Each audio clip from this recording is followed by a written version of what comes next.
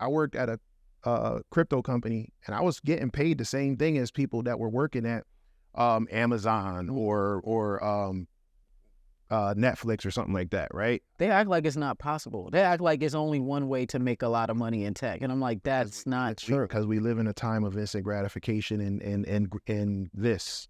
Yeah, Everybody's it's the microwave society. Everybody's doing it for likes, right?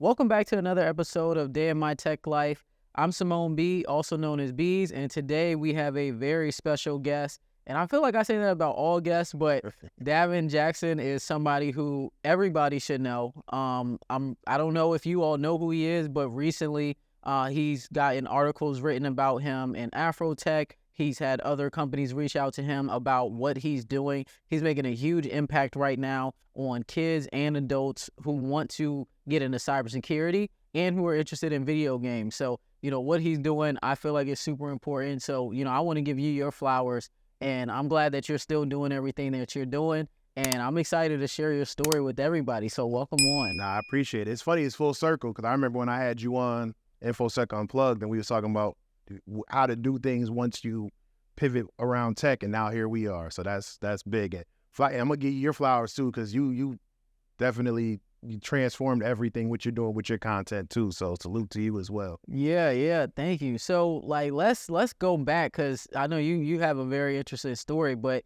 where are you from, and how did you get started? What made you want to get into tech? Man, all right, so I'm gonna try to give you the condensed version. So I'm originally from Bridgeport, Connecticut. I was always kind of into tech. My earliest memories, I was always like tinkering and stuff with my grandmother's house, like trying to, like, she had the old floor model TV. When the tube went out, the TV didn't work. There wasn't nobody moving that heavy thing, but the speakers worked.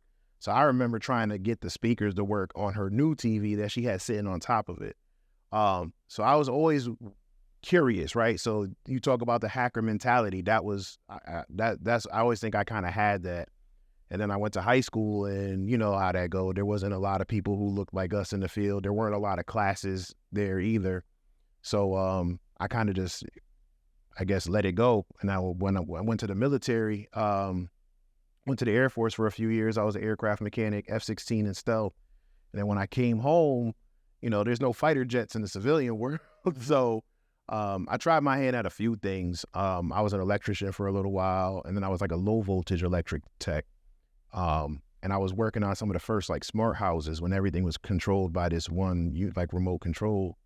But in order to get your license to really make money, you have to be a registered apprentice. Oh yeah. So only way you can get registered as an apprentice was by the employer registering you. So I go to the employer. I'm like, it was there for like a year and a half. I'm like, when are you going to register me? And he looked me dead in my face and was like, why would I do that when I can continue basically getting you for cheap? Mm-hmm. So I remember walking out of there feeling like I didn't want anyone to have control over my career progression. So I went home, talked with my wife, and just tried to put our heads together. And at that time, I was kind of literally at a crossroads because my daughter was about to be born. And, I had some friends who were into whatever, and they were like, hey. So I was like, so I don't want to do that. Right. So I started looking, and then my wife literally, like, I always give her the credit. Like, she really put her foot in my behind and was just kind of like, yo, what is it that you enjoy doing? If you could do something, what do you think you would enjoy? And I was like, man, I really want to explore tech. So she was like, yo, so just go ahead and do it. Mm-hmm. So we were looking. I knew I didn't want to do college, so I saw the certification route. And then I got a job at Circuit City. I was their home theater install guy. Yeah. And then one day the PC guy quit. So I went to the manager and said, hey, instead of hiring somebody new, just give me a few extra dollars an hour and I'll work the PC bench when I'm not doing home installs. And that's what I did to study for my A+. Okay. So I had the PCs in front of me. While I'm fixing the PCs, I got the A+ book going, okay, that's a CMOS battery, that's the motherboard, that's RAM. And that's how I got my first certification. And then when, the rest is kind of history after that. Wow. Okay. So that's how you got into tech. You were kind of like basically you went into the Air Force, came back, and you just were trying your hand at a few different things, and you fell into it by getting an opportunity at Circuit City. Right. So when you started doing, your first certification, where did you go from there, right? So where did that first certification take you to? So after that, Circuit City went out of business. So I worked at a cable company for a little while doing like network support. So which lined up because I was getting my network plus at that time. Mm-hmm. So now I'm troubleshooting, routers and learning about internet, TCP/IP, and all of that. Mm-hmm. And I did that for a little while, and I worked a couple other jobs, and then I got my security plus maybe about a year after that. And then after that, I started working at a school system.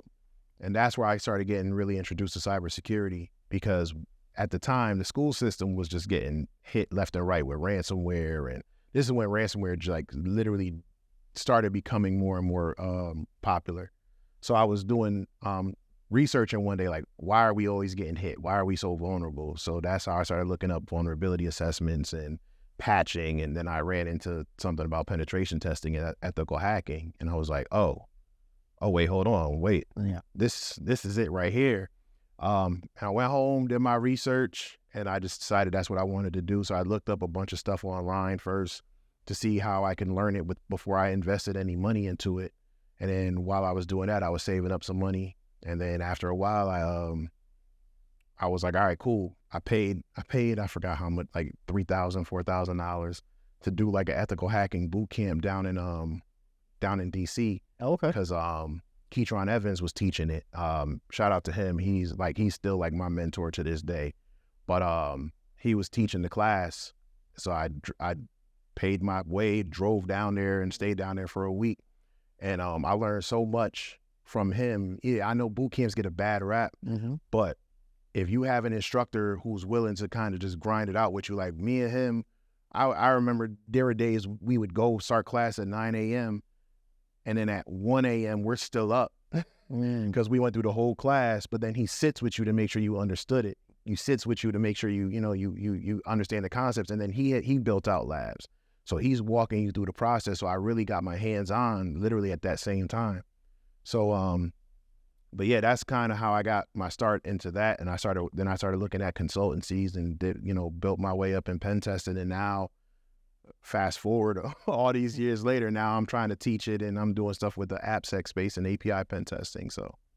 Okay. Yeah, you've done a ton, but I kind of do want to go back to you talking about how you got a lot of your experience for pen testing and ethical hacking from a boot camp. Like, I'm from the DC area, I'm from Arlington, Virginia, and yeah, we've had technical boot camps for forever, right? Like, so I did a Security Plus boot camp and it wasn't good. So I'm glad you did have a good experience with that in-person one, because did you get your CEH at the end of it? So so it was for a CEH and another one called Certified Penetration Tester. So it was CEH and CPT. I think what made it very helpful for me though is that because I did that homework and I did that research probably maybe about 3-4 months beforehand, I understood the concept. So even though it was a boot camp, I kind of already knew what vulnerability scans was, what Nmap is, and all of that, and I built a Linux lab already. Right. But I still think that it was the after hours time with him where he was just like, look, no, and then giving you real world examples, because he's one of the people who's really done it. And for me, it was big because one, this man has literally worked with governments. Like you could look his name up and see him all over. And two, he was a brother. So he was somebody who looked like me telling me like, so for me, that was major, because I remember sitting there on the first day going, man, I think I made a mistake. Yeah. You got people working for the federal government over here. You got people over here doing work with contractor. And I'm sitting there going, man, kind of wasted my money, right? And he walks in and was like, all right, y'all. And I'm looking, I'm like, wait. You know what I'm saying? I see him, and he's cracking jokes and, breaking the ice. So that was big for me. Yeah, I mean, I feel like, when it comes to what we do in tech and education, trying to educate other young Black people and other adults to get into tech, I think what people don't realize is like the main reason why we do it is for exposure and to make sure that other people see that, hey, we're not the only people who work in tech, right? Because especially on social media, and I know, of course, statistically, it's not that many Black people that work in tech, but the representation is needed. Right. If everywhere you go into, every room you go into, there's nobody that looks like you, you're going to feel like, maybe this is not for me. Like you said, you got there, you're like, I think I made a mistake. I shouldn't even be in this room. Like, why did I do this? But as soon as you saw him and saw, like, oh, okay, I can learn from somebody that either I can relate to, something he looks like me, Right. it's not going to be, just dry and boring the whole time. So I think that is just super important. I just feel like a lot of people try to downplay the aspect of representation, but it's a really big thing. No, it's super big, right? Because you think back to, I always try to reflect back on my life, right? And I always think, what if there was somebody who looked like me when I was in high school looking for that tech, for that tech person, right? I went in there, it was like a computer graphic arts class, and it was cool, but what if it was someone in there who could basically walk like me, talk like me, and explain it to me in a way that I could relate? And again, but we're going to get into all of that later. But, Yeah. But that's super important, because sometimes, it's, I'm not, I'm gonna make sure I don't get in trouble. But, but sometimes it matters. It really does, right? It really matters where you hear certain things or who you hear certain things from. So, that representation, it might not mean much to some people, but to others, it's the world. It means the world to them. Right. So after you got your CEH and your CPT, where did that take you? So I started working for a pen testing outfit out of Reston, Virginia. And I was there for like 2 years. And we were just pumping out pen test after pen test after pen test. And then after I left there, I got a job with Blue Canopy, or Jacobs now, because they got bought by Jacobs. Yep. And I was working for Health and Human Services. So I was doing pen testing for there, and that's where I got introduced to application pen testing. So web apps and mobile apps and stuff. And that literally was my aha moment, right? Because now I'm being introduced to this tool called Burp Suite. And I'm like, what? I don't know how to do this, right? And again, talking about representation, my team lead was a guy named Cliff Hewling. So shout out to Cliff if you see this. But he was like, bro, and he sat with me for a couple of days and kind of just taught me Burp Suite, taught me how to do certain things, and then he taught me cross-site request forgeries, because I just could not understand it. I could not grasp the concept of it. And he was like, bro, it's easy. Come here. And he showed me how to do it. And after that, I turned into like the C-Surf king. Yeah. Right? Every Health and Human Service application, I'm finding the C-Surf vulnerability on it. But, that was, so that's where I really got into web app pen testing. I just kind of stayed with that throughout the rest of my career. So I stayed there for a little while. You know how contracts go. I think actually we were about to get laid off because the government was about to contract was ended. Yeah, and the government was going to shut down. I think this is like 2018, 2019 or whatever. So I left there and I was working at a payment processing company down here in Georgia, and I was with them for a minute I was basically they had their first. I was the in-house pen tester, so I've never been a part of an in-house team before. I was always doing like consulting work. So I was there for a little bit, and then I worked at a fintech company, like a fintech startup, and that's where I got introduced to APIs. And that was a completely different world as well, because at that time, API pen testing wasn't really popular. So now I'm literally scouring the internet on how to do API testing, how to use Burp Suite with it. With APIs, there's no screen per se to look at. So now you're using things like Postman. Yeah, so now I'm learning how to proxy Burp Suite with Postman, and then I'm learning about those vulnerabilities, because that's a completely different list of vulnerabilities than web application stuff. So it was a great experience for me. Like, I'm always into learning new things and taking on new challenges. So it's always just, that's what I love about this field, is that it's always moving. It's at a moving in a constant pace. Yeah, so what I find interesting about your story, and what happens a lot with people who go to the military, is that like they don't tell you all that you could go and get jobs like with a government contractor company, or with the federal government, right? You know, it's like you got out and you're like, yeah, I want to get into tech, and you didn't have like a pathway. Like nobody told you that you could have, because at the time, did you have a clearance? I had it top secret. At the time, you had a TS, and you literally could have went straight from what you were doing with no experience, no hands-on technical experience, but with your curiosity that you had, everything that you were already doing, could have got one certification and been right in with a government contractor company. And I think, I'm not going to bash the military, and I'm not going to bash the government, but I feel like that's where they fail a lot of veterans, right? Mm-hmm. Is there's a lot of resources that are out there to veterans that if they don't do their homework, they don't get. Right. For example, it was until like maybe I was partway through my career where I got introduced to vocational rehabilitation, right? So how Voc Rehab works is if you sustain anything and you have a disability rating, they'll help pay for a lot of your training. Sometimes they'll pay for all of your training and the equipment. So is this different from vet tech? Yeah, it's different from vet tech. So they say it uses the same pool of money that's in the GI Bill. Okay, right, gotcha. But if you're disabled, then what they do is it helps you. They're supposed to help you gain employment because you were hurt while you were in the service. Right. So but a lot of veterans don't know about this when they get out there. I've heard it's gotten better, in the how many years since I've left. But I think, if when they're doing that outbriefing and their debriefing stuff, the out processing, I should say, and give them a list of things that can be helpful for them, I think when they get out, they wouldn't feel so alone, because that's major right now. Yeah. I think veterans definitely need a lot of help when it comes to resources, like more than a year out. Like once they decide, hey, this is going to be my last contract, I'm going to ETS.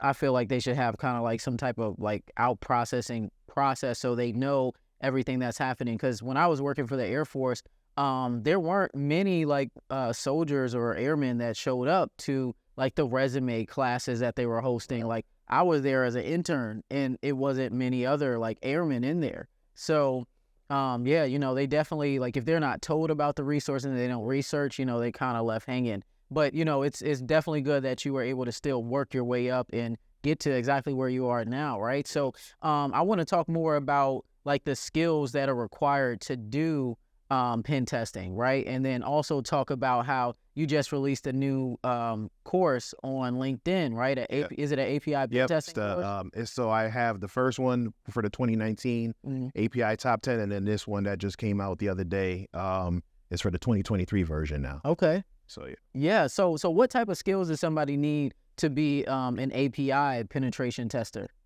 So we're gonna go back a little bit, right? Okay. So before you get into any type of application pen testing or API pen testing, I highly recommend you just learn about pen testing in general. Even though there's different vulnerabilities and somewhat different tools, the foundation is still the same, right? So when penetration testing, there's 5 or 6 phases depending on how you look at it.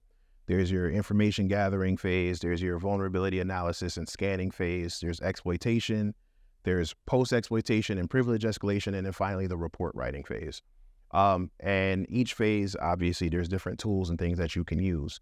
So if you want to get started, the first thing you want to do is just kind of get comfortable working with Linux, understand how the Linux file system works, understand those Linux commands, understand, just how to move in a Linux system. Once you do that, now you can start learning some of the tools. So you learn about Nmap, you learn about, netstat, curl, you learn about a whole bunch of different tools that you can use, and Kali Linux has all the tools there. Right. And then you just learn about what you should do and what you should look for in each of those. Pen testing relies a lot on, yes, it's very technical, but a lot of it just kind of having that awareness of what to look for and a certain level of curiosity. And then when you move up into application pen testing, whether it's web apps or APIs, keep that curiosity. Like that's honestly half the battle, right? If you look at an API and you see it says API /v3, right? The first thing that pops in my head is, okay, well, it's v3, so where's v2? Where's v1? because sometimes even though they're updating the versions, they keep the old versions online. Okay. So they're still live on the website. They just fix whatever vulnerabilities and just slap the new number on the version. So the vulnerability that was on version 2 isn't on version 3 anymore. But if version 2 is still live, guess what? You can still access that vulnerability. So it's just having the technical know-how and a lot of just I liken it to say, think of it like you're a child and like, what's this button do? What's this button do? That's the same kind of curiosity you should have when you're working in application security. Okay. So you basically broke down all the skills that people should get, right? And they should focus on when they want to try to get into pen testing. So I want to talk about the course that you came out with. Like, how is that course? Can somebody do it if they have no experience at all? Is it on LinkedIn? Yeah, so it's on LinkedIn Learning. Yeah, so you have to have a premium account to access the whole learning library. But I tend to just always put it out for free. I put out the free link. So if you click the link, you have 24 hours. Okay. And what LinkedIn Learning does is they have their courses. Their courses are usually very short because their whole thing is they want you to be able to upgrade your skills in like a lunch break or two. So you never really see a course that's like, very long course, right? I think my API course is probably just under an hour. Okay. It's not super technical, but it goes into each vulnerability. So I break down the vulnerability and I give a real world example of how, right? So, I mean, I don't name names, but we talk about certain vulnerabilities and I'll talk about, well, hey, in a car sharing app, you have this. So I give that example so that this way, that person could either then Google it and look it up themselves and see what vulnerability I'm talking about, but it gives them that familiarity to say, okay, I do remember when T-Mobile got breached, or I do remember when Uber got breached. Now that's me breaking down what happened, how that happened. And like I said, typically it was just an API that was pointing in the wrong direction. And like I said, someone was just curious. Okay. So like what type of money can somebody make if they want to be a penetration tester? It all depends, man. So there's so many different ways you can go with pen testing. If you could be a consultant or work for a consultancy. So you have companies like Coalfire. You can go independent, like I can't remember the name of the company. It'll come back to me. Yeah. But you can basically go independent. You can work in-house, but it just all depends on the company, right? I've worked for companies that didn't really pay too well, but had really good benefits, right? And then I've worked for startups that pay out a company. Like I worked for a crypto startup. Oh yeah? Yeah, they had a crypto app and they asked us to come on board and that paid really well. Right. Okay, so I'd probably say so that one right there was probably about 180. Okay. I've seen pen testers make somewhere close to 225, 230. It just all depends on where you are with your levels, and this is why we stress the hands-on, because the certifications will get you looked at, right? But that hands-on knowledge is crucial. Shout out to Tyrone Wilson.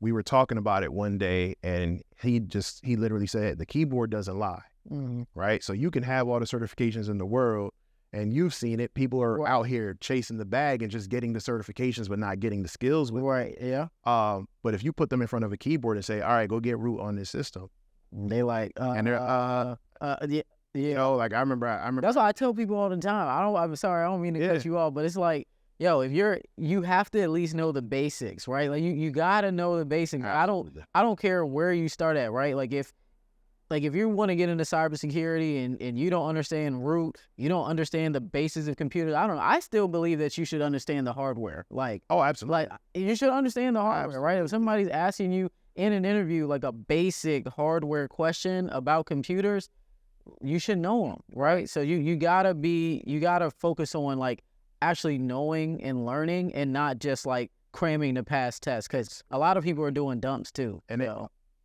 I think that's what most people are doing nowadays. I'm like, how you not learning anything? Oh, especially after the pandemic. Yeah. Especially after the pandemic, everybody got those LinkedIn. People were hitting you up in the LinkedIn DMs, basically charging for it, right? I remember I interviewed one dude, and he was talking about how he's like, oh, I'm like literally the best web application pen tester, and I remember we're going through the process, and I'm like, okay, so explain to me how you would look for a SQL injection vulnerability, right? And he was like, I don't know what you're talking about. Now at that time, SQL injection was the #1 vulnerability on the OWASP top 10. Okay. And to look for that vulnerability is if you figured that the application was talking to a SQL database, it's literally a single quote. So you could type in a single quote, and if sometimes an error message would pop up and tell you, and if you saw the error message, you knew there was SQL injection there. Gotcha. So it was like, this is literally one of the easiest things you could do, right? And then I remember asking him, okay, well, what proxy tools do you use? And at the time there was Burp and there's OWASP Zap. And he was like, I don't know what a proxy is. I'm like, well, how do you do a web application test? Right. So unfortunately, you do have a lot of people who just get whatever certifications, whether it's brain dumps or whatever, they study for the test, but never have that hands-on knowledge. And this is one of the fields where you will get exposed quickly. Right. If you get exposed fast. Yeah. And that's something that people don't realize too, is like you can get the certifications, get a job, and then you can get exposed within like the first 90 days and you won't be working anymore. So like, I know everybody wants to break into tech, but you still have to focus on like sustaining and making sure that you actually are able to last in tech, right? So do the work. Like I still feel like no matter what, you should be, even if you don't know everything, right? Because everybody doesn't know everything. You should be very like preparing every single day before that interview, like preparing, making sure you know the basics, making sure you're researching. Hey, what are the common, let's say for PenTester, what are the common penetration tester interview questions? Right. And if you can't answer them, you got a lot of work to do. So what I tell my mentees, the first question I ask my mentees is the last question I ask on InfoTech Unplugged, right? What is why, right? And I say that because before we even get started, I want to know what your why, what's your driving factor. And some people will say it's the money, and that's cool. Right. But then my next question is, okay, so what's your why when the money is no longer good enough? And then they look at me like I'm crazy. Like, what do you mean money's not good enough? And I say, when you're up at night trying to figure out this vulnerability, or you're up at night studying for this next thing, the why has to be strong enough to push you through that. Right? Because no one's going to tell you to study. No one's going to tell you to do these things. And as a pen tester, you have to know, right? So there's CTFs, there's write-ups, white papers, vulnerability research. There's a whole bunch of things that you have to do on your own, and they don't expect you to learn it on the job. They want you to know it on your free time. So it's like, what are you going to do when it's like, man, I know I'm getting paid good, but I want to go out with my friends, or I know I make good money, but right? And now they call you into a meeting and say, all right, well, we need this vulnerability, or we have an Active Directory pen test. Can you do that? Oh man, I never did Active Directory. Right? So these are things that you have to do. So I always ask people, what's your why, and what's going to push you past your limits? And then, to your point, now we get into the hands-on. And then what I tell people all the time is work on CTFs. I mean, there's TryHackMe, there's Hack the Box, there's VulnHub, there's all these platforms where you can build out your own virtual lab for free. Right. And what I tell my folks are, write it out like a pen test report, and bring some of those with you on your interview. Because if it's someone like me in there, I want to see beyond that. So if you bring that in there, I can see your thought process. Gotcha. Okay, I can see I see why you did this, or what were you thinking when you got here, you know? But it also shows that initiative. It shows that you're hungry to do that. And sometimes that hunger, people will hire you just off that hunger and that drive alone, because that stuff, I can teach you how to do that. Right. I can teach you how to Google all day, right? You know what I'm saying? But it's like, you have to be willing to want to do it and want to learn. So yeah, and most interviews are about the thought process, especially if it's like more entry level. Like, if you're more senior, they're going to expect you like, hey, you should already know this stuff. We're not going to train you. But when they know, hey, this person, they don't have all the experience, but we need to know how they think. Or like, if they're on the job and they don't know how to do something, are they going to be able to figure it out? Like, what is their overall thought process, right? I literally got a job one time because I didn't know the answer to the question, but after the interview, I went and Googled it and researched it.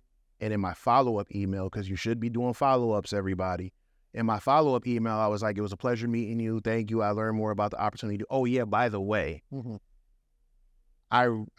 here's the answer to that question. And they hit me back and they were like, the fact that you did that just shows me that you're serious about this role. So let's go.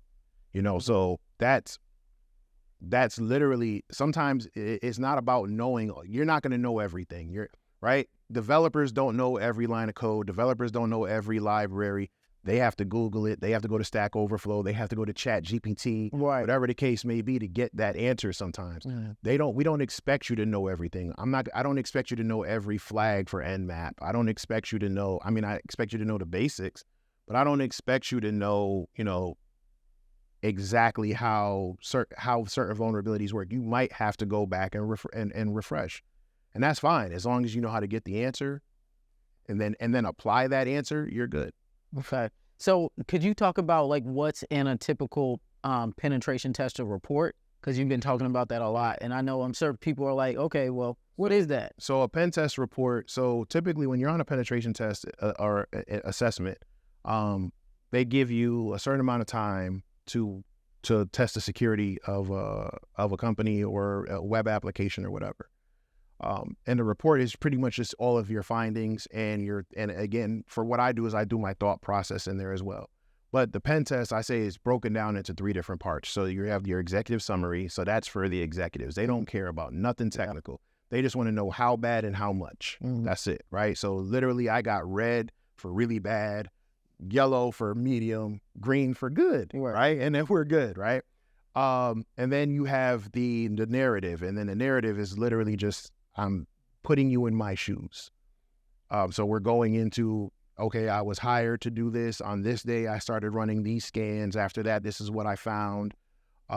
This is from what I found is the research. This is what I came back with. Based on that, I determined that this was a vulnerability.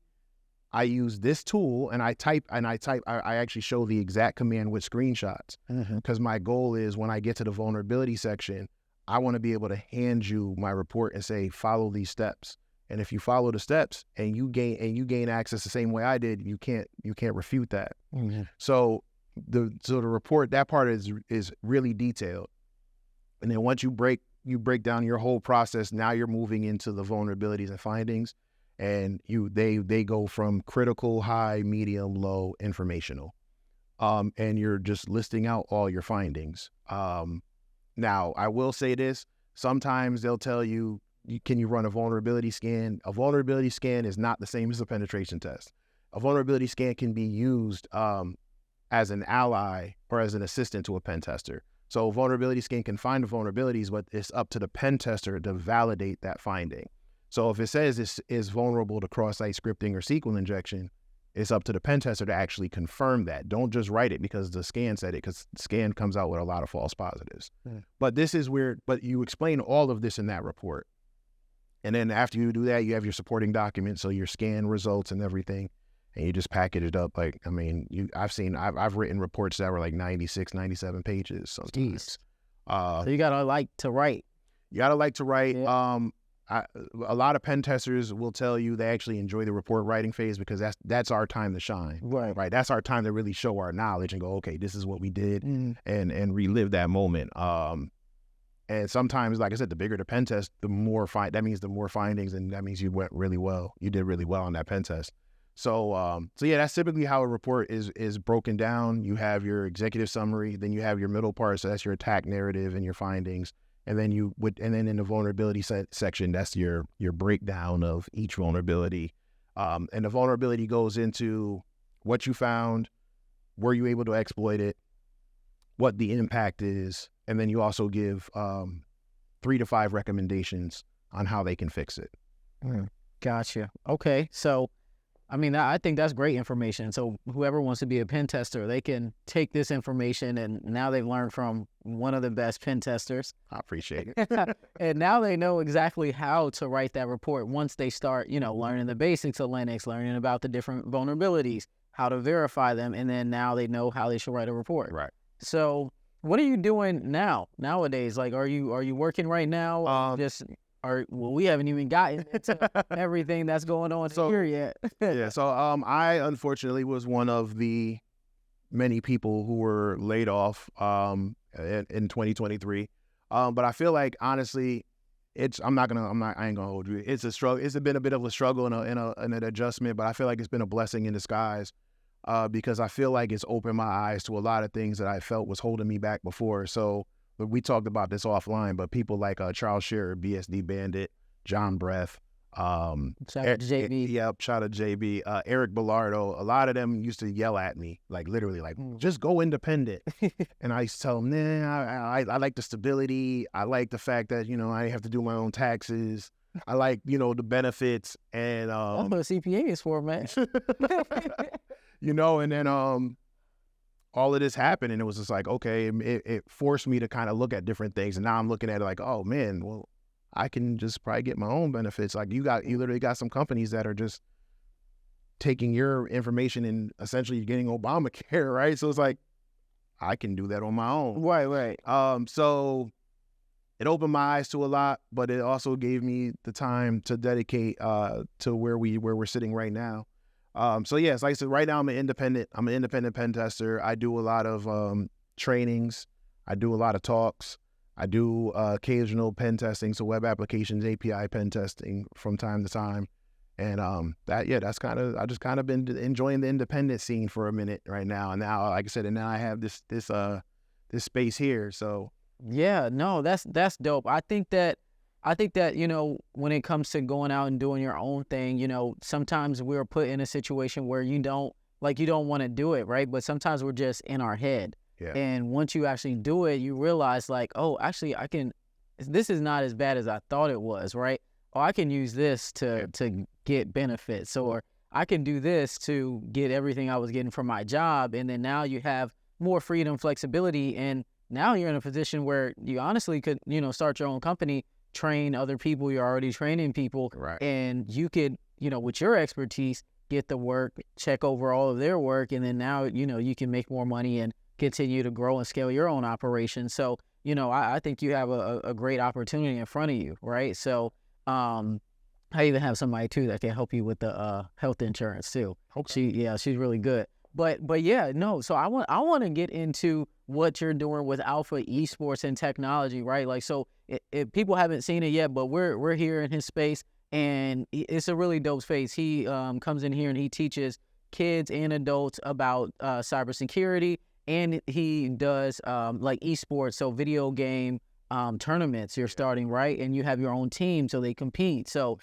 tell us about what you're doing here with Alpha Esports and technology. So, and the crazy part is, I think you were a part of this call we had one time where a bunch of us were, was it a Twitter space? I don't remember. Well, we were talking about how on your no info that was how to get the bag. Yeah. There was a Twitter space, I think, one time where a bunch of us were talking about how we could position ourselves to teach the next generation, right?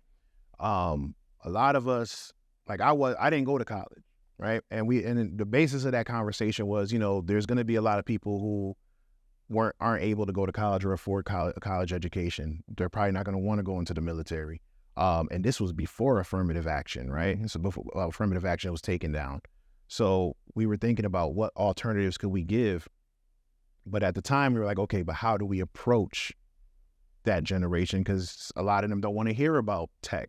And it was around that same time. So this is 2019, late 2019.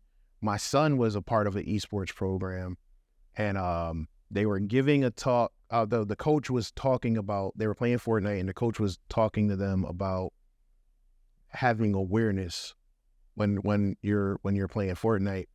And something clicked when he was talking that said, man, I could literally take this and translate it into the 5 phases that I just explained about a pen test, right? Yeah. So on the spot, I wrote up a talk. I took pictures of their gameplay, put it in the slides, and I presented it at the Blacks in Cybersecurity Winter Conference in 2020. Okay. And the reason why I say that was great because I had reached out to several people. Once the talk was done, I was like, hey, I got this talk, I want to give it. And nobody was like, man, you sound crazy. What?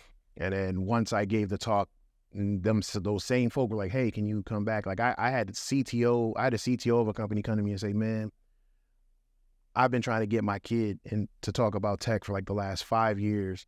They literally watched half of your talk and now they want to know about pen testing, right? And so I knew at that moment, it was like, I got something, right? Mm-hmm. So I went back to their esports program, and I was going to do it as a part of their program. Next week, COVID happened. Everything got shut down. So, so we didn't do anything. And I've literally just kind of been sitting on this idea for like, 3 years. And it wasn't until I went to DreamHack in 2022, I ran into some of the parents of the kids that were in that esports program with my son, and they were talking about how their kids struggled after the program dissolved, because we tried to do it on Discord and virtually, but it just wasn't the same. Yeah. And they talked about, we take for granted, when COVID happened, a lot of us had to adjust, and it messed a lot of us up. Our lives were literally flipped upside down. A lot of people don't take into effect how that affected the kids. Right. Yeah. And now we're talking to the parents, and you're hearing these stories about how the kids were depressed and stuff. And like one kid actually ended up having to go to therapy, and he was like, I have no friends. And they were like, you got tons of friends at school. And he's like, nah, those aren't my friends. The kids I went to esports with, those were my friends. And I think back to me being that kid who hacked a Sega Saturn at like 15 years old, or used to go to the arcade, or when I stayed in Connecticut, used to go to Chinatown in New York to get the Dragon Ball Z on the VHS tapes, right. To get it dubbed so we can go home and pop it in and watch the 3 episodes and then sit there for like 2 months until Japan put out the new episodes. But that was their tribe. So that was crucial for me to try to have a physical space again, to give these kids and these people in general, because I just feel like that's what's missing right now, that opportunity to actually interact face to face. Right. We're so caught up in this and playing online that we don't even know how to socialize face to face anymore. So that was a big thing for me. But then it was using the same concept with that Fortnite talk to teach kids or to engage them in other conversations. So it's like using what they already know and love, because that makes a conversation easier. So like, for example, if I go to a teenager right now and say, hey, let's work on your written communication skills, and look at me like, man, no, right? They're going to call me names, call my mama some names, whatever, right? But if I go to them and say, hey, I want you to write up like a 3-paragraph whatever on your strategy in Fortnite, or I want you to record your strategy, why you think this role is better in Overwatch as opposed to this one, and you watch their eyes light up. Now they're writing, in detail. Right. So now you're improving pages and pages. Right. Right. My kids, I can't get them in front of a camera for anything else. But if I tell them, hey, go on video and talk about, your favorite anime or whatever, bet, Right. And so it's just using the tools that they already have that we give them. And right, most kids are more technically advanced than a lot of us, and they just don't even know it. So it's just using the gaming and the computers and the technology that we already have and that they already use to show them that, hey, there's something beyond this, right? And then on top of it, the esports and gaming industry is a multi-billion-dollar industry. And we're just playing the game for recreation. You have people, I know a 16-year-old that's already made like $12,000 off of Fortnite. Wow. He's doing the tournaments, the ones that anybody can enter. Yeah, he does the tournaments, and he's won cash prizes already, right? Wow.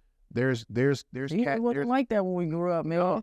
Your parents telling you to get off the video games. I'm playing video games from 9 a.m. till 4 a.m. every day, and my mom telling me you need to turn that game off. But the crazy part is, the one thing I remember about that as well is I remember the accountability for it, right? So my mom was like, all right, you want to go to the arcade? For one, you got to use your own money. I'm not giving you money to go whatever. Right? Only way you can get the money is by getting your allowance, and the only way you get your allowance is doing what you're supposed to do. So I remember, again, we didn't have cell phones. We didn't have Uber. So we had to coordinate with our friends on the house phone what time we were going and get on the city bus to get to the arcade. So I remember getting up early Saturday morning and doing all my chores, mowing the lawn, doing the dishes, mopping the floor, whatever it was, so that when it got time, my mom would give me my allowance, because so then I could hurry up, get dressed, catch that bus, and meet my friend by Street Fighter at 2 p.m. Right? So there's a lot of things when you can incentivize it, right?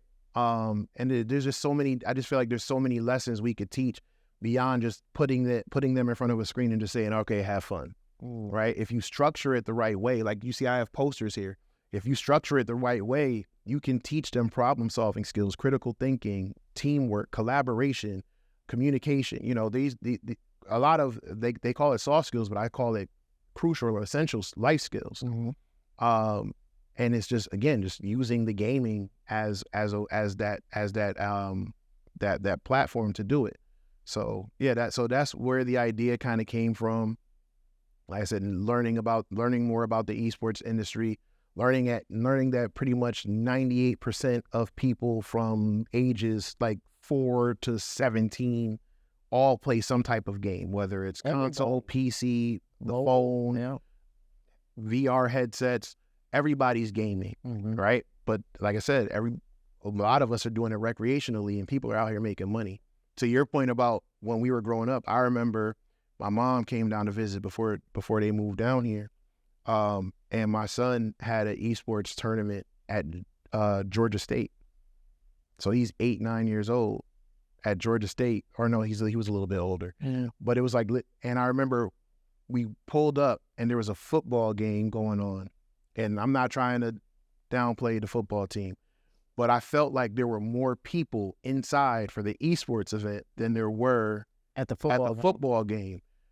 And I remember walking in, my mom's like her eyes are wide. And I look back at her, I said, remember you told me video games is going to do nothing for me and rot my brain? Like, and like you had things have changed. Yeah, you had people from the mayor's from the mayor's office in Atlanta, from film production companies. I met, and he's actually local here. I met the guy who was the voice of Shao Kahn in Mortal Kombat. He was he does voice acting. He was like one of the dragons in Dragon Ball GT. And I remember because he walked up to my son and he was like, flawless victory. And my son's looking at him like, I'm like, that wasn't for you, that was for me. Like that was my childhood. Like, but but then you talk to him and then with talking to him, he's like, man, I've done voice acting for so many years. I've done this, I've done that, all because of video games and this culture. So when you look at it, people are just looking at the gaming, but there's a whole ecosystem around it. And that's what I'm trying to introduce. And tech is a major part of that as well.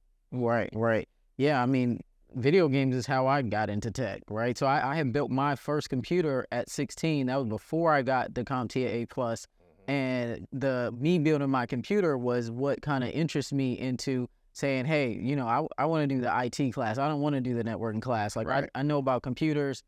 That's my thing. It's really close to video games. I mean, this is where I'm going to stick to, right? So how are you, like, I guess, merging teaching technology to the students or the kids that are in your esports league? So, for example, we talk about the PCs, right? Yeah. I have PC building classes and workshops. Okay. Where they could actually, they pay me obviously, but I go down to Micro Center and get everything. But we go into building the whole PC, right? Because back to your point about understanding the hardware. But I think that's crucial because a lot of times these kids do that and they take it for granted. Right. I had a kid in here one time and I asked him about tech and he was like, Coach, I don't think I'm smart enough to get into tech. I don't think I'm good enough for tech. Right. I said, let me ask you a question. You have a PC at home, right? He said, yeah. I said, if you go to press the power button and it don't turn on, what are you going to do? And he went down the whole process of troubleshooting to the point where he understood the lights on the post test on the motherboard when it boots up, right? Oh, if it's an amber light, then so he's going in. He was like, if that doesn't work, I'm gonna double check the plugs. I'm gonna reseat the RAM. And I looked at his father and said he could probably go get a job right now at an entry level help desk, tech support, Best Buy, Geek Squad. He can get a job right now, right? That's what people don't understand. Like, you don't you don't have to be super technical, and you don't have to like go out and get a cybersecurity job as your first job. Right. There's nothing wrong with getting help desk. I actually highly recommend avoiding cybersecurity as your first job. Really? Yeah. Why? Because cybersecurity, I mean, unless there's something that is truly entry level, and I don't want to name names of possible jobs that I think are entry level because I don't want to diminish them. I don't know them enough to diminish that value. Right. But I feel like understanding help desk will get you to that. Right. Get you to that point, right? For example, using my knowledge as a network support technician helped me understand TCP versus UDP. Mm-hmm. Understand which ports did what, which services, everything helps. Learning troubleshooting, right? Learning troubleshooting from help desk. It's valuable. That's valuable, and that'll take you use it your entire career. I try to tell people that. No matter what, whether it's GRC, whether it's red team, blue team, whether it's the cloud, you're going to have to troubleshoot, right? And these are things that you learn from these jobs. Yep. I know it's not the sexy job, right. And I know they look at it again, the bag chasers. They're looking at it like people. I don't want to start at 60. I'm like, what's wrong with starting at 60? But I mean, I'm like, there's some help desk jobs in GovTech that pay close to 70. So I'm like, well, I mean, what's wrong with that?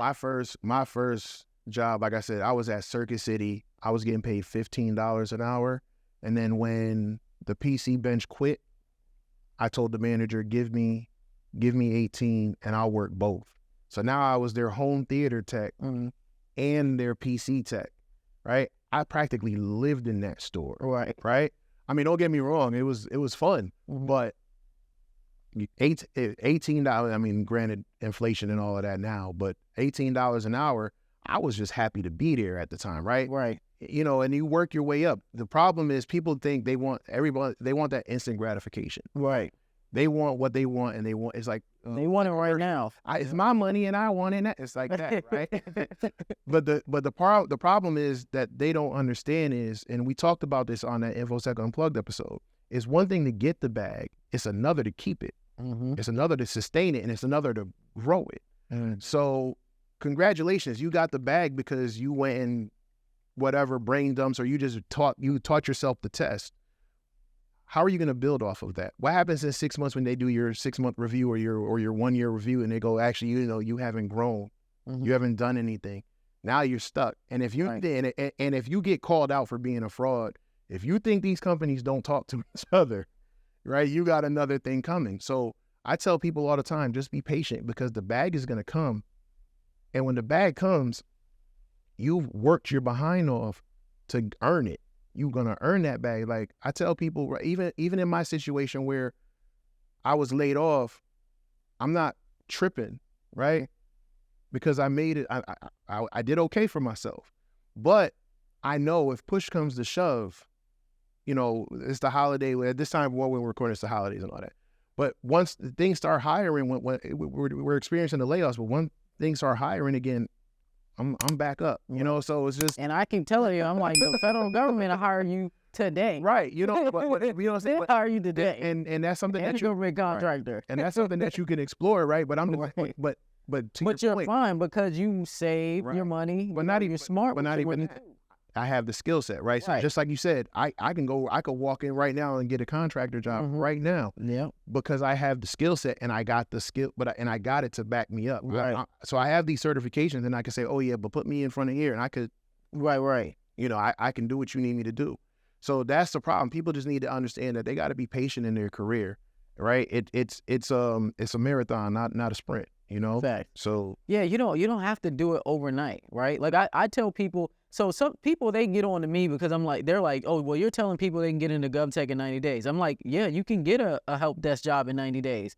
And if you don't get it within 90 days, then one, you probably didn't apply yourself because it doesn't take that much to get it, right? So, but when you get that help desk job, you should be spending that first 6 months learning as much as possible. Be a sponge. Yeah, learn as much as Be possible. A sponge. You also want to make sure that you are shadowing other people if possible, because when you're in help desk, you finally get into the IT department. So now you can go and see what everybody else is doing. In GovTech particularly, they will pay for more certifications. And if you want to get a degree, they'll pay for that. So you should be using that first 6 to 8 months in your career to learn as much as possible, get as many certifications, and figure out what's your next step after help desk. And that's the crucial part, right? Because what happens is they don't listen to me when I say that.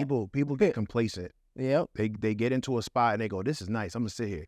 Right. There's people that have been in help desk for like 12 years, and it's like there's a world beyond. There's a world beyond this cubicle. Right. So it's having that hunger of wanting more, and sometimes it's a gift and a curse, right? Like sometimes you can run yourself into burnout. I've done it several times, but I knew when I was doing help desk, I knew I didn't want to be there the whole time. When I moved into tech support, working in the school system, I thought I was going to be good there, but then I got bored, right? When I was able to troubleshoot issues, and I wasn't even in front of my computer, right? I just sat, because I spent the last 4 or 5 years sitting in front of a computer. I can go, okay, did you do this? Okay, click this, open up Task Manager, kill this process. You're good to go by, right? When I moved into pen testing, that was the one thing that it was like, okay, I can get root on a system today that by next week, that pathway is gone because they either patched it or they fixed the issue. Now you got to find another way in, and there's always a challenge. But you have to be hungry enough to want to do that and want more, right? Unfortunately, like I said, people they have a fixed number in their head, and it's like, okay, I'm here now, I'm good. But they don't think they don't think about lifestyle creep, or they don't think about inflation and stuff like that. And now you didn't apply yourself, and now you're stuck. And you might as well be making minimum wage all over again, because now your lifestyle done caught up to your money, and you don't have the skill set to elevate it. And like going back to what I was saying when I said that guy, when I wanted to get the apprenticeship, you can literally control your career path. Right. So that's the best thing about tech. You can control it. Right. So if you're in a situation you don't want to be in, you literally can change it at any time.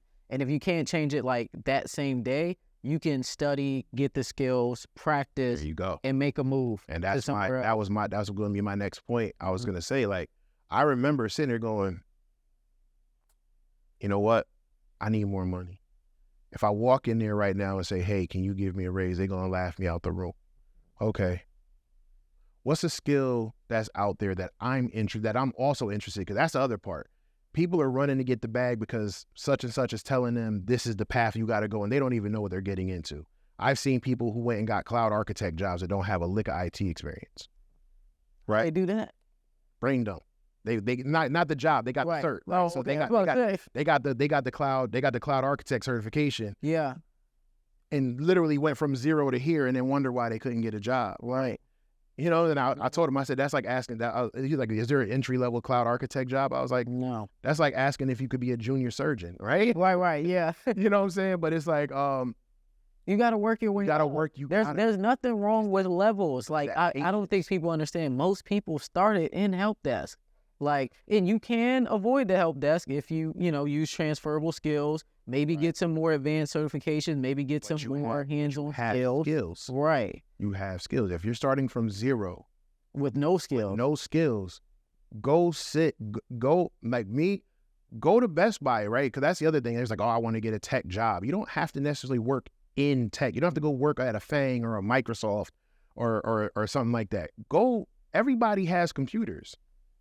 When I got laid off from Circuit City, I worked IT support at a rehab facility. You see what I'm saying? Like everybody has technical support. Sometimes, and again, going back to that instant gratification or whatever, but people want to say, oh, I work at this Fortune 500 company and I want this and I want that. I keep saying it's overrated. It's so overrated. People are like, you're just saying that because they make more money. I'm like, no, it's just overrated. Like, it's just, why, if you have no experience at all, you might have some skills, might not have any, why are you aiming for like the top of the top companies to work for, where there's so much competition and there's so many things that you have to overcome? Especially if you have the skills that's going to pay you comparable, right? For example, like I don't see the necessary the desperation for FANG companies. Right. You can get the same, like I just talked about. I worked at a crypto company, and I was getting paid the same thing as people that were working at Amazon or Netflix or something like that, right? They act like it's not possible. They act like it's only one way to make a lot of money in tech, and I'm like, that's not true. Because we live in a time of instant gratification and this. Yeah, Everybody's it's the microwave society. Everybody's doing it. Everybody's doing it for likes, right? Right. Everybody's doing it for likes. You think people are getting into tech for likes? Absolutely. Or people are talking about, people are misguiding people for likes, right? I agree with that. Guiding people, right? And that's when when I did InfoSec Unplugged, I used to walk around with a shirt that said "Do the work," and on the back and on my whiteboard, it said always bet on yourself, right? Because those are the two things that you got to grind it out. You got people out here who is literally telling you, yeah, you can make 6 figures in 6 months, and all you got to do is take this and take that. But they're not saying you should probably have transferable skills. You should probably have some experience. It'd probably be helpful if you did have extra certifications to help you along the way. They're just talking about that microwave society, right? Oh, everybody's like, oh man, I could do this in less than a month. I could do this, right? And what I like what you've done differently is that you're giving them the path. You're giving them a blueprint. You're saying, but you have to apply yourself. Right. No one's saying that. A lot of people are out here just saying, oh man, all you got to do is just take this and then you'll be fine. They'll come calling you. No, that's not how it works. No, for me, I just think that GovTech for Black people is just one of the best industries to work in, because you have job security, you have job stability, and the technology doesn't change as fast, and you're not going up against AI, jobs being outsourced, non-U.S. citizens, and I mean, just overall layoffs, right? Right. So, like, it's an easy way for people to get in. You know, most people are going to start near the bottom, but that doesn't matter, right? Because I look at it like this. All right, let's say you don't get into tech and you still do whatever it is that you're doing. How much money is that going to make you over the next 2 years? How much that money is that going to make you over the next 5 years, right? So if it takes you 2 to 3 years to get to that 6-figure point, does it really matter if it's something that you're going to be able to be in a 6-figure career for the rest of your life? So again, they're not looking at the bigger picture. Right. They're literally worried about right here. What's direct? What's in the next 30 days? How can I make this? And it's like, I get that, but if you're already living here, if you're here already, right? What's another couple years? Like, I was talking to somebody the other day, and I said to them, they were talking about what they want to do after high school. And they're like, yeah, man, but I got to get to the money. I said,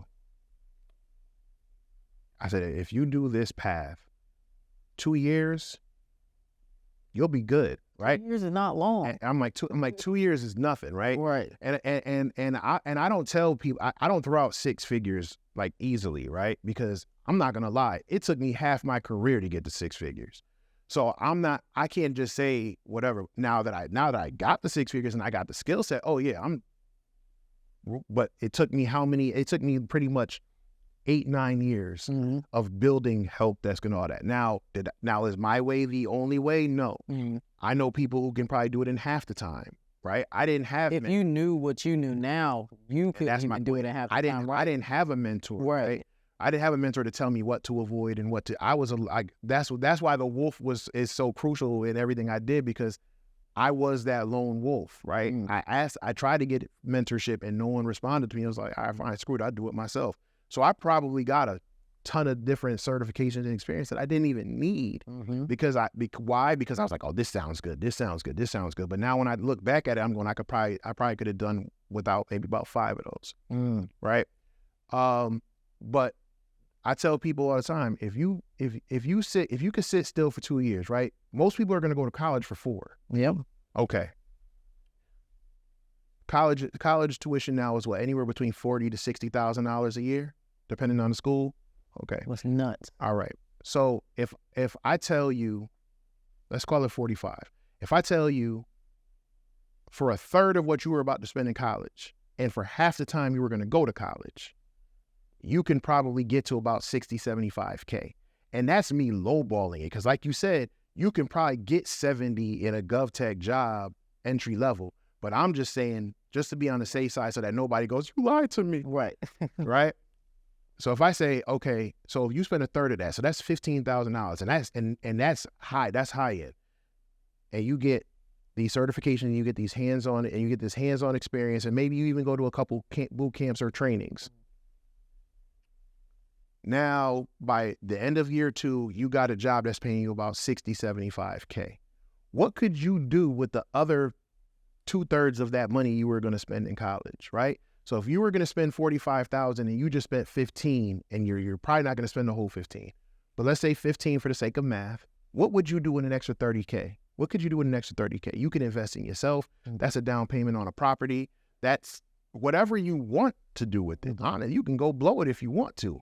It's yours. Right. But now you have a decent salary, right? And now when you get the job, you don't have to, if it's a good job, you don't have to invest that money anymore. When I got into the school system, I talked my manager into doing a reimbursement program. And the moment he said, yeah, I figured, okay, let me do this before they change their mind. Right. And I went in there and I took my first, it was like my first $400.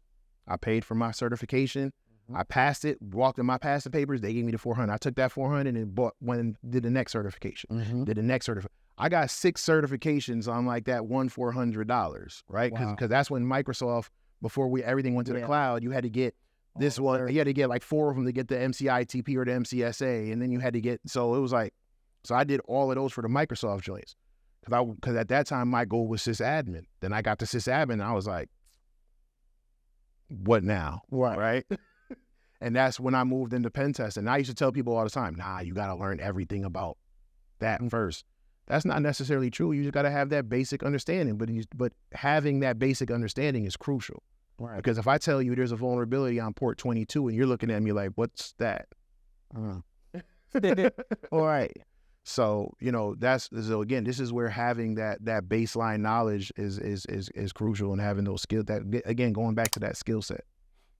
So with all the wisdom that you have and what you were just talking about with like money and wealth and stuff like that, like what's some type of advice that you can give to people to, one, get to where you are in career wise, and then 2, like being smart with the money? Because as you see, like, a lot of people want to get into tech for the money, which there's nothing wrong with that, but you have to be smart with it. Stay down till you come up and be patient. Stay down till you come up and be. And when I say come up, I don't mean, I got an extra $1 in my salary, in my hourly rate, right? When I did, going back to what I was saying, when I said I was on my grind to get that certification path, every time I did that, it came with a small raise. But I had already budgeted myself to say, this is what I'm making, right? So at that time, I was a newlywed, 2 kids, and I bought a house. So I got spreadsheets for days, and I live and die by that spreadsheet. To the point where I'm like, this is my miscellaneous money, right? I didn't go anywhere beyond that. But what happened was I was at 45K. When I got my first raise, I got bumped up to like 52, but I still lived like I was at 45. Right. I got to 60. I'm still at 45. And then when I got into pen testing, now I'm talking 98, 99, 110. I'm still living like this, right? A lot of people want to go, and again, social media. Everybody like his phone. Everybody want to go. Everybody want to go and get the car and get and get this and get that, and that's cool. But what do you have in case of an emergency, right? What do you have if they come to you tomorrow and say, budget cuts, gotta let you go, right? Now what you got? No job and a high car note, right? Yeah. Work on building yourself up. Work on your credit, work on, like I said, saving your money. Put your money, what I tell people all the time is set up your direct deposit so that a part of your check go into a savings account or account, and don't get, touch it. No, not even don't touch it. Don't get a debit card. Don't get the card. Yep. When the card comes, shred it, right? I have a separate account that when I get paid, it go there, so I never see it. Right. Right? And then And then it's like, okay, I have to live with this, right? Never, don't go beyond your means. Like, who are you impressing? Who do you need to impress? So be smart with your money that way. And then it doesn't matter. It doesn't matter who got what or who's saying what, because you're good. I've sat in places where, you know, celebrities have walked in and whatever, and they're like, oh yeah, did it. I'm like, hey, look, I'm here with them, so I'm doing something right. Right. You know what I'm saying? I don't got that celebrity money, Yeah. right? Not in the least bit, but you know, I'm able to provide for my family. I'm able to take care of my wife, and my kids don't need for nothing. Now, there's a difference between want and need. They don't need for nothing. Now, if they want certain things, that's a good conversation. But you know, they're good, right? And that to me is everything. It's like Jay-Z said, a man who don't take care of his family can't be rich, right? And that's my goal. When I got into this, my goal was, when I got into tech, it was, my girl's about to have my first child. I need to be there for my child. Right. And then my son was born, and it was, I need to be the man that I want him to feel like he can grow up to be. So now it's just working on that. And you know, that's always my driving factor. I don't need all the flashy things. I like a nice watch here and there, but you know, again, that's budgeted. Right. So that's my goal. That's my thing. Because again, people, they get the bag, and that's literally the first thing they want to do. Right. Yeah. You know, and like I said, sometimes you got to stay down till you come up. There's nothing wrong with saying, I'm making 70, 80K, but in 2 years, I'm going to be at 125. In 3 years, I'm going to be at 150. Like, just be patient. Right. No, I agree with that 100%. Like, obviously, people see me now and they think like, oh, you've been, you know, driving these type of cars forever. Like, no, like I was driving a Nissan Altima.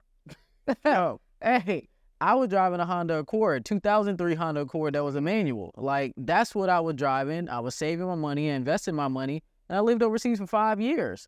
So even when I came back from overseas, I still didn't go and get a Benz or a BMW. I went and got an affordable Jeep, 0% interest, because I had great credit, right? So, you know, I still was able to, like you said, stay down until you come up, right? Yeah. But, you know, after years and years and years, you get to decide what you want to do with your money, right? And then but what did you do? You, like you said, you stayed down for till a you long came up. time. And now you got that nest, Yeah. right? So now you can look at it and go, yeah, I'm driving what I'm driving, or I'm living how I'm living, but I also have these, and that's the other thing that I should add in there. Document your journey and build yourself up, because you never know who's watching. Right. You don't necessarily have to get a YouTube channel or start a podcast or nothing like that. But I blog or something. start a blog. If you don't want to start your own blog, go write on Medium. Hell, do a Twitter thread. Man, I pull up old tweets all the time. I'm like, here you go, a tweet from 2018. Yeah. I've been saying this for forever. Right. I've been helping people for forever. So you know, but document your journey, because sometimes that gets to them before you do. I can't tell you how many times I've walked into certain rooms and they're like, oh, I remember your OSCP article you wrote back in 2020 or 2019, right?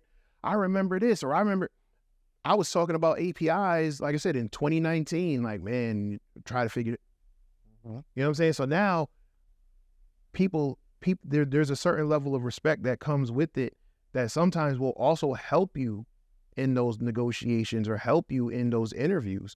So document your journey, because you're showing your knowledge, you're showing your worth. So document it, like I said, and again, just like I said, stay down till you come up, man. But you know, like you said, it don't hurt. It ain't hurting. You ain't hurting nobody's feelings by saying, hey, look, I'm pushing the Ultima. Look, so what? Right. I had a Nissan Altima. My wife had a broken down Ford Explorer, right? And we did that until we moved to Georgia. It was like, you know what I'm saying? When we moved to Georgia, actually, when I moved to Georgia, I drove down here in my Altima. I didn't change it until I got here. You're right. You know what I'm saying? But it was paid off. The insurance was low. And again, it fit my budget. And like I said, now I was able to do certain things. So now, like you said, when people see it now, they come by, they go, yo, you did this or you got this. And I'm like, yeah, but you wasn't with me shooting in the gym, right? Right. Yeah, like I saw a tweet recently. I screenshot. I'm gonna put it on my Instagram too. Alex Hormozy, he was like, you look like an overnight success to people who haven't seen you for the past 10 years and they just found out about you. That's a bar. So if you're just finding out about people, you might think that they're an overnight success, but you didn't see the 10 years of work, grind, effort, everything that they've been through to get to where they're at. I said, y'all wasn't in that, like I said, y'all wasn't in that basement with me, man. I remember back in Connecticut, I had my basement, I had my lab set up on a computer over on a table over here. I had my main computer over here. And then I didn't even go to the gym. I had my elliptical up off in the corner. So I did my little workouts right there. And I basically stayed, those were my 3 places when I was home: in the lab, studying, workout, lab, study, workout. So now when it got to that point where I did start, making decent money, now people come to me like, man, what you do? Did you hit the lotto? Nah, remember all them years I didn't go to the club? Remember all them years? I said, yo, we going out, we going here. Nah, I'm good. We gonna go to the city. Nah, I'm good. I'm gonna stay home and I'm gonna study. Now I can step out a little bit. It's just a matter of just kind of being patient with yourself and not letting the outside interference, get to you. Because there's enough you have to deal with here, right? We got imposter syndrome. We got, the tech field and the infosec field isn't always the coziest, right? You got to deal with that nonsense. Sometimes you got to deal with the politics of stuff. We got our own issues. Don't add on to it by rushing to be something that you're not. Just be patient and trusting yourself and trusting your craft. You got to trust the process. That's it. You got to trust the process. So, Davin, where can people find you? Where can they find out more about what you do? How can they hire you to be an independent pen tester? And how can the kids or adults that want to learn tech or join your esports team, how can they do that? So let's see. You can find me at djax_alpha on Twitter and Instagram. The center, I have my social media for the center is Alpha Esports Tech, on pretty much every platform except Twitter is Alpha Esport Tech because Elon don't want the number of characters. But yeah, so you can find me there. You can go to my website, alphaesportstech.com, and shoot me an email. If you want to talk to me about work, you can talk to me on LinkedIn. Just type in my name, Davin Jackson. Find me there. You can find me on Twitter most of the time, in the DMs, and let me know what we're thinking, and we can have a conversation. Again, I want to shout you out, and I appreciate you coming up and showing love, man. Like this has been an amazing process, man. It's been, and again, I was able to do this because of tech and because staying down till you come up, and now, investing my own time and my own money into this project, to give back to the community and teach a different way. That's important to me. I'm always doing open houses and information sessions, because I feel like it's crucial for parents to also get out of that stigma that, games aren't good for you. So I'm always open for a conversation. So just contact me on any of those platforms and I'll get back to you as soon as possible. Thank you so much. So I'm glad that you're still doing this. 'Cause I remember at one point you were discouraged on Twitter, and I hit you up, and I'm like, hey, don't worry about it, right? Like, Don't let the other stuff get to you. It doesn't matter, right? As long as you're in your lane, you focus on what you want to do and what you're passionate about, it's gonna all pay off always, right? So, thank you so much for allowing me to share your story and your facility and your whole journey with my platform.